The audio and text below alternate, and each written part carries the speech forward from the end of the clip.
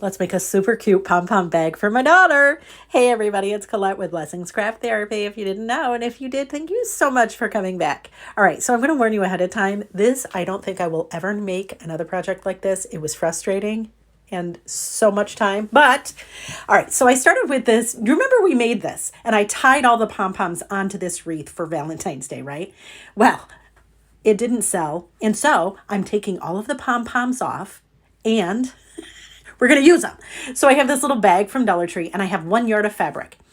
I am going to hot glue the fabric good side or pattern side down, and we're going to glue it all along the inside part of that plastic bag or tote or whatever we call this thing with handles. Anyways, we're just going to glue it all the way around. Once you get to the set, once you get back to the other side, then I'm going to put my two sides, so the two ends, I'm going to put them together and I'm going to glue them all the way up so that it makes like a tube. Does that make sense? And yes, I'm using hot glue because I don't care. I'm not washing it. I don't want to ever look at this bag again, to be honest. My daughter loves it though. So, all right. So here we have our bag done, right? Okay. So you could stop right here. You could glue this to the bottom. You could, however you want to adhere it. It's lined. Hooray. But, I can't stop there. So we have all these pom-poms. I'm going to put the pom-poms. So see the ends, those strings that we have at the end? We're going to put those in the hole at the top of the bag. Okay.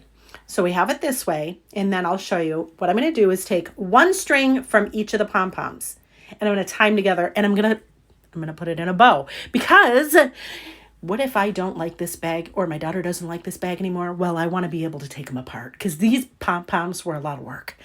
So I do this all the way around. I just keep doing pom-pom, put it in the hole, tie it to the one string from the one next to it, tie it and go all the way around. And that's all you do.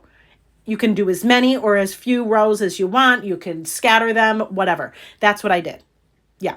Are there different ways that I should have done this? Absolutely. I always think of brilliance when I'm done. And then I'm like, well, I'm not doing it again. But my thought was to have a t-shirt, use a t-shirt as the liner. Yeah, I think that would have been cool. That's for another project though.